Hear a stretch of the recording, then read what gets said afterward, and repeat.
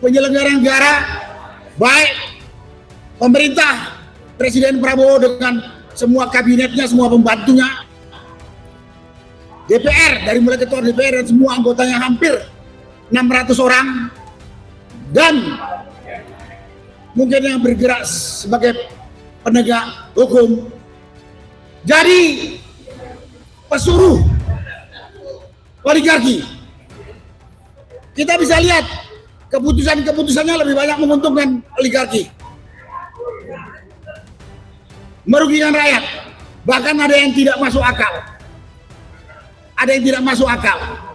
Dari mulai pelaksanaan Pilpres 2024, orang dungu yang namanya Gibran ini bukan hanya melanggar hukum yang dikatakan anak haram konstitusi, kedunguannya ini tidak tahu diri. Tak ada yang bisa diharapkan dari mana namanya Gibran itu jadi presiden. Jadi kalau kita minta dia dimakzulkan, karena kita nggak punya harapan punya pemimpin, kita gaji, kita kasih makan, kita kasih fasilitas sedungu ini. Puji syukur kehadirat ilahi Allah Subhanahu wa Ta'ala yang telah memberi kita kesempatan, memberi kita untuk bisa berkumpul di tempat ini. Semoga kesempatan ini bisa kita gunakan untuk menyelesaikan cita-cita kita. Bapak, Ibu, aktivis, tokoh masyarakat, teman-teman media, hadirin sekalian yang saya hormati dan saya muliakan. Saya nggak tahu mau ngomong apa, dikasih waktu 5 menit. Tapi saya coba untuk mungkin agak beda sama Pak Said sedikit. Tapi saya ngambil apa yang tadi disampaikan oleh Pak Said dulu. Yang jelas tujuannya adalah sama, untuk menghentikan Jokowi dan oligarki merampok kedaulatan rakyat, dan untuk memakzulkan Gibran. Bapak Ibu sekalian, saat ini kedaulatan hak kita, kedaulatan rakyat sudah dirampok oleh Jokowi dan oligarki. Dampaknya semua keputusan yang diambil oleh penyelenggara negara demi kepentingan oligarki busuk ini, termasuk Jokowi, rakyat dirugikan kalau nggak dikatakan ya nomor sepatu. Dampak dari dirampasnya hak kita, yaitu kedaulatan kita, dari sisi hukum, politik, ekonomi, keadilan, 3 hal ini sangat menonjol. Yang lain-lain masih banyak, masalah sumber daya dan lain sebagainya. Sekarang kita berkumpul, kita bergerak, tujuannya untuk mengembalikan kedaulatan yang telah dirampas. Dampak dari dirampas yang bisa kita lihat, penyelenggara negara, baik pemerintah, Presiden Prabowo dengan semua kabinetnya, semua pembantunya,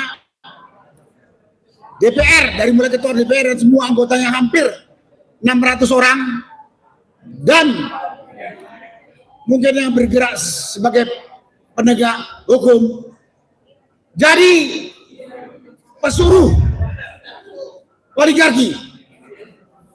Kita bisa lihat keputusan-keputusannya lebih banyak menguntungkan oligarki, merugikan rakyat. Bahkan ada yang tidak masuk akal.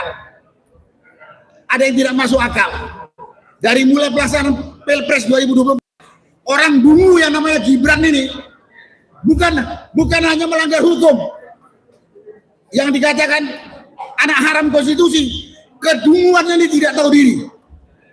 Tak ada yang bisa diharapkan dari mana namanya Gibran itu jadi presiden. Jadi kalau kita minta dia dimakzulkan, karena kita nggak punya harapan punya pemimpin, kita gaji, kita kasih makan, kita kasih fasilitas sedungu ini. Bapaknya udah ngerusak, ya akan dilanjutkan anaknya ini. Karena itu pada kesempatan ini, sebelum nanti disampaikan pernyataan, saya hanya menyampaikan yang pertama, kami menuntut kepada pemerintahan Prabowo dan DPR, laksanakan permintaan kami yang akan nanti kami bacakan. Kalau bapak-bapak yang ada di penyelenggara negara, terutama di eksekutif legislatif, takut menghadapi Jokowi dan oligarki, rakyat sudah siap mendukung. Kalau tidak, amanah yang sudah kami berikan kepada bapak yang ada di eksekutif dan legislatif, serahkan kembali kepada rakyat. Biar rakyat yang mengajar atau menyelesaikan Jokowi dan oligarki ini. Kalau sekarang kami belum punya otoritas kerjakan, nanti pasti pemerintah atau penyelenggara negara mengatakan kami melanggar hukum. Enggak melanggar hukum saja, rakyat ini dipitnah melanggar hukum. Contohnya teman kita Roy CS. Itu kan namanya dikriminalisasi. Dikriminalisasi itu sama dengan dipitnah. Sekali lagi kepada pemerintahan Presiden Prabowo, Bapak kalau tidak berani melawan oligarki atau tidak berani melawan Jokowi, rakyat siap bersatu mendukung Bapak, nggak usah takut. Siap turun ke jalan. Tapi kalau Bapak tidak lakukan ini, kami akan mencap Bapak Presiden Prabowo adalah bagian dari oligarki hitam ini. Sekali lagi, kalau Presiden DPR tidak mau mendengarkan kehendak rakyat, padahal Bapak dipilih dan digaji oleh rakyat, berarti Bapak bisa dikelompokkan bagian dari oligarki hitam yang telah merampok kedaulatan rakyat. Itu yang kami tuntut. Bapak sudah 2 tahun berkuasa.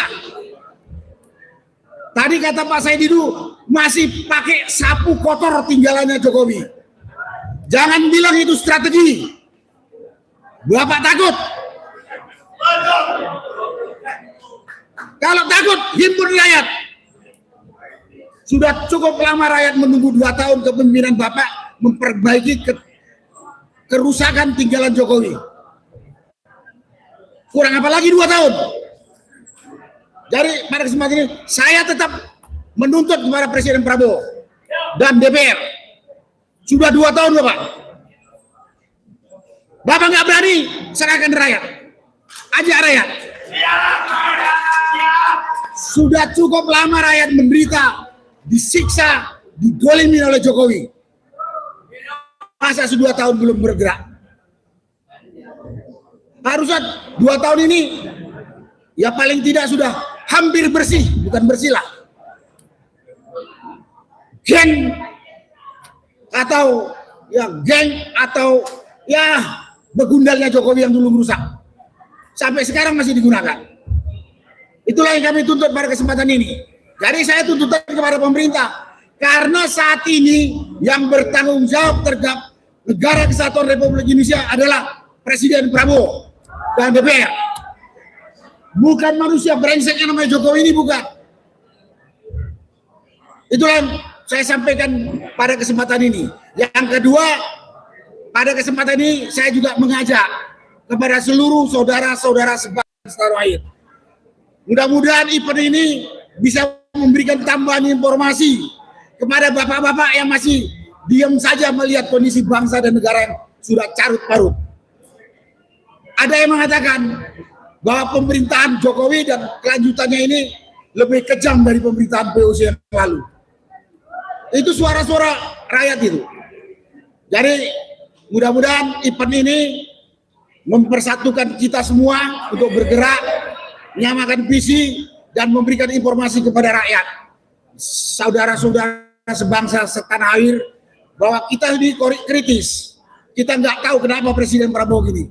Tapi kalau saya ini punya latar belakang sama dengan Presiden Prabowo. 2 tahun menurut saya sudah terlalu lama. Mungkin kalau latar belakangnya kayak Pak Saididu atau Pak Marwan masih sama, sudah habis. Terima kasih. Wassalamualaikum warahmatullahi wabarakatuh.